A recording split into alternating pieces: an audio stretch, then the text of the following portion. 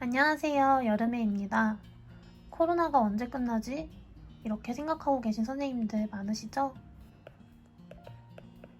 최근에 김미경의 리부트라는 책을 읽고 코로나 이후의 어린이집 모습에 대해 자유롭게 생각해 보았어요. 김미경 강사님은 회사를 운영하는데 본인의 강의가 모든 회사의 수입이었는데 코로나가 발병한 이후 2월부터 모든 강의가 끊겼다고 합니다. 이런 상황에서 앞으로 어떻게 살아야 할지 끊임없이 공부하셨다고 하는데요. 코로나 이후의 삶을 위한 첫 단계는 바로 코로나는 종식되지 않는다라는 생각의 전환이었습니다. 이 책에서 코로나는 앞으로 올 사회 변화의 일부일 뿐이라고 이야기합니다. 예전에는 미세먼지를 신경 쓰지 않았었죠. 하지만 이제는 미세먼지로 가득한 삶, 그리고 호주의 산불 사태, 각 나라의 가뭄과 폭염 등 자연재해가 앞으로 우리의 삶에 가까이 다가올 것이라고 이야기합니다. 때문에 앞으로의 사회는 사회적 거리두기의 삶이 지속되지 않을까라고 말합니다.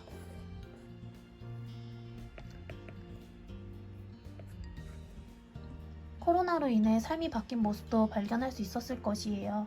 바로 그 첫 번째는 온라인입니다. 학교도 온라인 수업,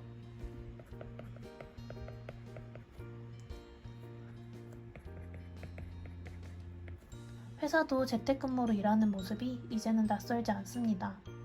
때문에 우리는 조금 더 빨리 4차 산업혁명이 다가왔음을 혹은 진행되고 있다고 생각할 수 있습니다.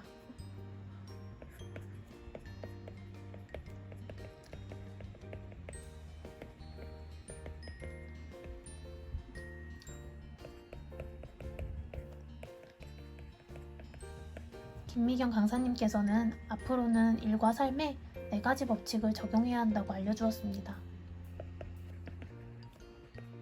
온라인과 디지털의 3인, 온택트, 디지털 구사 능력, 디지털 트랜스포메이션, 자유롭고 독립적인 일을 할 수 있는 능력, 인디펜던트 워커, 그리고 바이러스로부터의 안전인 세이프티. 이 4가지 키워드로 정리해 주셨습니다. 저는 이 4가지 키워드 중에서 세이프티에 주목하게 되었어요. 이제 사람들은 안전하지 않은 곳은 이용하지 않게 될 것이라고 말합니다. 최근 뉴스로 코로나 확진자가 나온 특정 장소들에 대한 비판과 비난이 크다는 것을 여러분도 느끼셨을 거예요.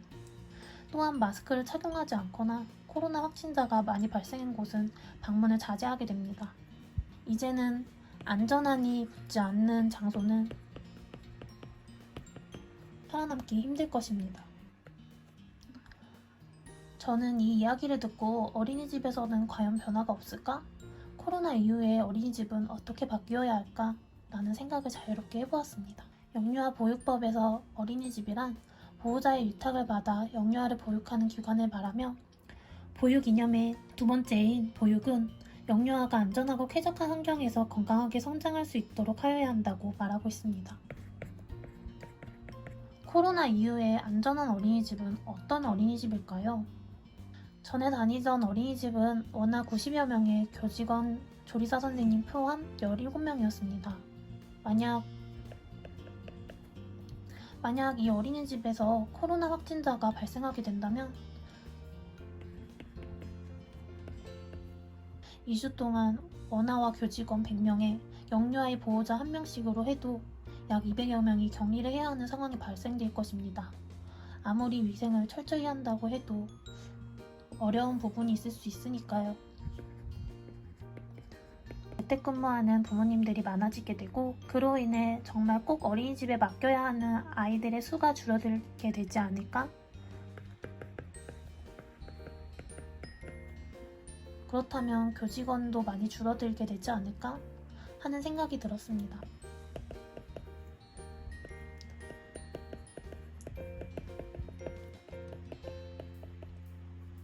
그리고 온라인과 디지털을 활용한 비대면 보육으로 바뀌지 않을까? 라는 생각을 조심스럽게 하게 되었습니다.